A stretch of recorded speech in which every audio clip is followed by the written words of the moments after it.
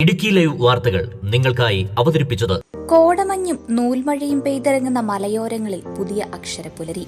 Don Bosco Central School Kattappana. Salesian വൈദികരുടെ നേതൃത്വത്തിൽ പ്രവർത്തിക്കുന്ന CBSE സീനിയർ സെക്കൻഡറി സ്കൂൾ.